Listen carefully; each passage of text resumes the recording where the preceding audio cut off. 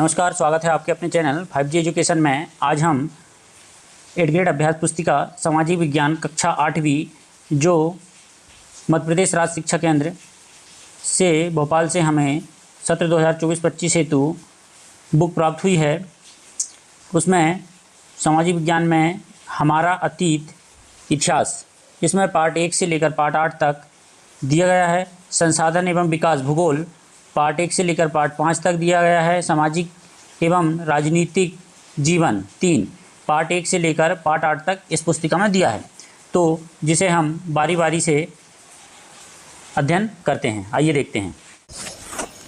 आइए, अध्याय 6 है देसी जनता को सभ्य बनाना, राष्ट्र को शिक्षित करना। इस पार्ट के 8th ग्रेड के प्रश्न उत्तर हम देखते हैं। प्रश्न नंबर 1 है, एशियाटिक सोसाइटी ऑफ बंगाल का गठन किया था, किसने किया था? तो विलियम जोन्स ने। सी इसका राइट आंसर आ जाएगा। नेक्स्ट प्रश्न है, प्राच्यवादी किसे कहा जाता है? तो प्राच्यवादी एशिया की भाषा और संस्कृति का ज्ञान रखने वाले लोग को प्राच्यवादी कहा जाता है। तो बी इसका राइट आंसर आ जाएगा। नेक्स्ट प्रश्न है, 1835 का शिक्षा अधिनियम आधारित था, तो थॉमस बेबिंगटन मैकाले के विवरण के आधार पर। तो ए इसका राइट आंसर आ जाएगा। ठीक है, नेक्स्ट देखते हैं, सृजनात्मक शिक्षा को केवल प्राकृतिक परिवेश में ही प्रोत्साहित किया जा सकता है, उपरोक्त विचार था, किसका था? रविन्द्रनाथ टैगोर का। तो सी इसका राइट आंसर आ जाएगा। नेक्स्ट प्रश्न है, 1854 के वुड्स डिस्पैच नीति पत्र है ना में विश्वविद्यालय शिक्षा व्यवस्था हेतु निम्न स्थान पर विश्वविद्यालय स्थापित नहीं हुआ। तो किस स्थान पर नहीं हुआ था? तो हैदराबाद पर। ठीक है, प्रश्न में नहीं हुआ था लिखा है ना, तो हैदराबाद पर नहीं हुआ था। निम्न स्थानों की पूर्ति करना है, रिक्त स्थानों की पूर्ति करना है। पहला है, वारेन हेस्टिंग्स प्राच्यवादी के खाली स्थान थे, समर्थक थे। ठीक है, वुड्स डिस्पैच नीति पत्र के द्वारा भारत के प्राच्यवादी ज्ञान के स्थान पर खालिस्तान शिक्षा अपनाने का निर्णय लिया गया था, तो यूरोपीय शिक्षा अपनाने का निर्णय लिया गया था। ठीक है, 1854 के खालिस्तान नीति पत्र द्वारा शिक्षा पर सरकार का नियंत्रण स्थापित हुआ, तो वुड्स डिस्पैच नीति पत्र द्वारा। ठीक है, सन 1791 में खालिस्तान हिंदू कॉलेज की स्थापना की गई, तो बनारस हिंदू कॉलेज की स्थापना की गई थी 1791 में। महात्मा गांधी की दृढ़ मान्यता थी कि शिक्षा केवल खालिस्तान भाषाओं में दी जानी चाहिए, भारतीय भाषाओं में। ठीक है, इस प्रकार हम खालिस्तान भरेंगे। नेक्स्ट प्रश्न देखते हैं। प्रश्न नंबर 7 है, वर्नाकुलर से क्या आशा है? मोस्ट IMP प्रश्न है। तो वर्नाकुलर शब्द आमतौर पर एक मानक भाषा से अलग किसी स्थानीय भाषा या बोली के लिए इस्तेमाल किया जाता है। भारत जैसी औपनिवेशिक देश में अंग्रेज रोजमर्रा इस्तेमाल की भाषा स्थानीय भाषा और साम्राज्यवादी शासकों की भाषा अंग्रेजी के बीच फर्क को चिन्हित करने के लिए इस शब्द का इस्तेमाल करते थे, वर्नाकुलर। ठीक है, नेक्स्ट प्रश्न है, अंग्रेजों का सांस्कृतिक मिशन क्या था? तो अंग्रेजों का सांस्कृतिक मिशन था कि उन्हें देसी समाज को सभ्य बनाना और उनके रीति रिवाजों और मूल्य मान्यताओं को बदलना है। ठीक है, नेक्स्ट प्रश्न है, शिक्षा के संबंध में अरविंदो घोष के क्या विचार थे? तो शिक्षा के संबंध में अरविंदो घोष के विचार थे कि शिक्षा को मातृभाषा में होना चाहिए ताकि यह अधिक से अधिक लोगों तक पहुंच सके। शिक्षा के छात्रों को कोई हस्तकला भी सीखनी चाहिए ताकि वे स्कूल छोड़ने पर यथासंभव रोजगार पा सकें। ठीक है, नेक्स्ट प्रश्न देखते हैं, अंग्रेजी भाषा सीखने की ज़रूरत पर मैकाले ने जोर क्यों दिया? तो अंग्रेजी भाषा सिखाने की ज़रूरत पर मैकाले ने इसलिए जोर दिया क्योंकि उनका मानना था कि अंग्रेजी के ज्ञान से भारतीयों को दुनिया की श्रेष्ठतम साहित्यिक कृतियों को पढ़ने का मौका मिलेगा।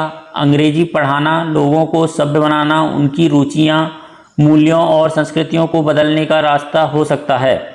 ठीक है, नेक्स्ट प्रश्न है, जेम्स मिल की राय से देसी जनता का दिल किस प्रकार जीता जा सकता था?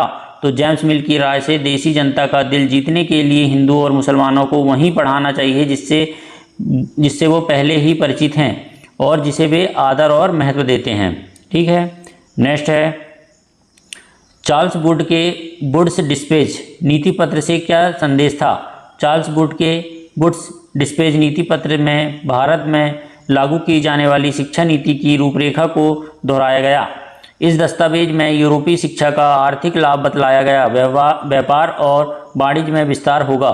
देश के संसाधनों के विकास में मदद मिलेगी। भारतीयों की रुचियों और आकांक्षाओं में भी बदलाव आएगा। साथ ही यूरोपीय शिक्षा से में भारतीयों का नैतिक उत्थान भी होगा। इस प्रकार इसका हम राइट आंसर लिखेंगे। ठीक है, नेक्स्ट प्रश्न देखते हैं। सन 1830 के दशक में एडम के अनुसार बंगाल और बिहार की पाठशाला कैसी थी? संक्षेप में लिखिए। तो 1830 के दशक में एडम के अनुसार बंगाल और बिहार की पाठशालाओं में 1 लाख से ज़्यादा पाठशालाएं थीं। वहाँ छोटे छोटे केंद्र थे। 20 से ज़्यादा विद्यार्थी नहीं होते थे।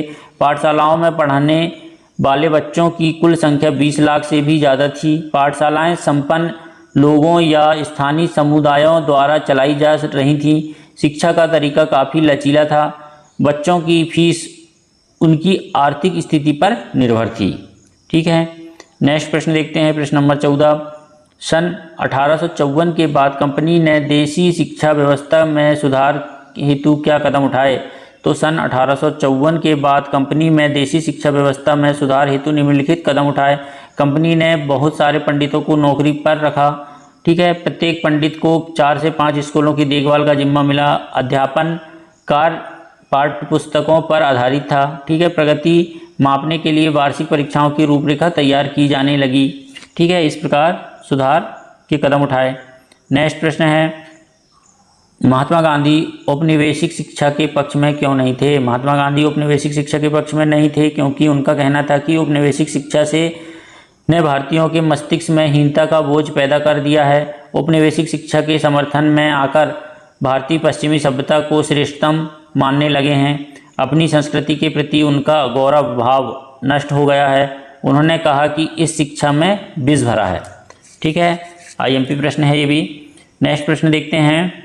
शांति निकेतन की स्थापना किसने और क्यों की थी? ये भी मोस्ट आईएमपी प्रश्न है। शांति निकेतन की स्थापना रविन्द्रनाथ टैगोर ने सन 1901 में की थी।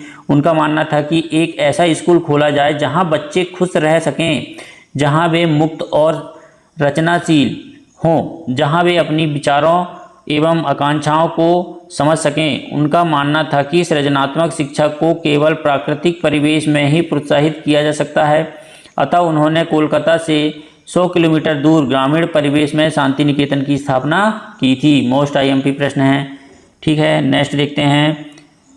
शिक्षा के संबंध में रविन्द्रनाथ टैगोर और महात्मा गांधी के विचारों में क्या अंतर था? तो गांधी जी पश्चिमी सभ्यता के अत्यधिक आलोचक थे, जबकि टैगोर पश्चिमी शिक्षा के अच्छे तत्वों को अपनाना चाहते थे।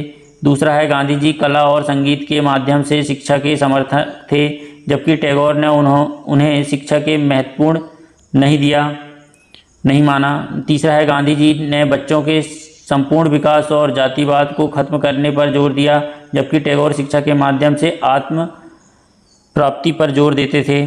ठीक है, ये विचारों में अंतर थे। ठीक है, इस प्रकार अध्याय 6 हमारा समाप्त हुआ। प्लीज़ वीडियो अच्छा लगा हो तो लाइक कमेंट सब्सक्राइब करना ना भूलें।